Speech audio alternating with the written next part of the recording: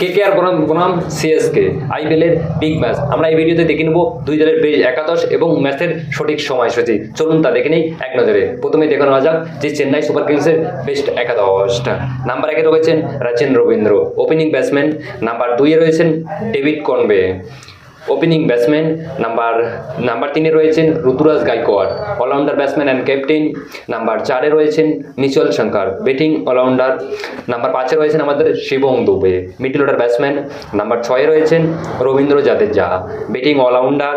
Number 7-এ রয়েছেন MS Dhoni, wicket keeper batsman. Number 8-এ রয়েছেন Ravichandran Ashwin, bowling allrounder. Number 9-এ রয়েছেন নূর আহমেদ, স্পিন বোলার। নাম্বার 10-এ রয়েছেন খলিল আহমেদ, ফাস্ট বোলার। এবং নাম্বার 11-এ রয়েছেন মদিশাপতি রানা, ফাস্ট বোলার। তো চলুন এখন দেখে নেওয়া যাক যে কে কলকাতার শক্তিশালী বেস্ট একাদশ।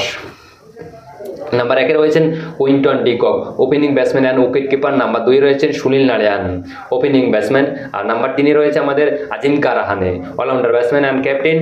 নাম্বার 4-এ রয়েছেন Angkrish Raghuvanshi, middle order batsman.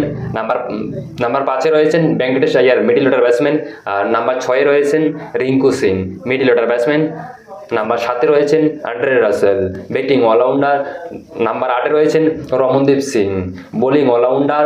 এবং নাম্বার 9-এ রয়েছেন স্পেশাল জংশনের জায়গায় ভাই মহিম আলী আসতে পারে, তার কারণ স্পেশাল জংশনের খুব পারফরমেন্স খারাপ। নাম্বার 10-এ রয়েছে বরুণ চক্রবর্তী। নাম্বার 11-এ রয়েছেন ব্যাপক অরুণা, ফাস্ট বোলার। আচ্ছা, এর সিএসকে বনাম কেকেআর। তো এই ম্যাচে কে জিততে পারে কমেন্ট করে অবশ্যই বলবেন, তার কারণ কেকেআর তো ভাই খুব মায়ুস করে দিয়েছে।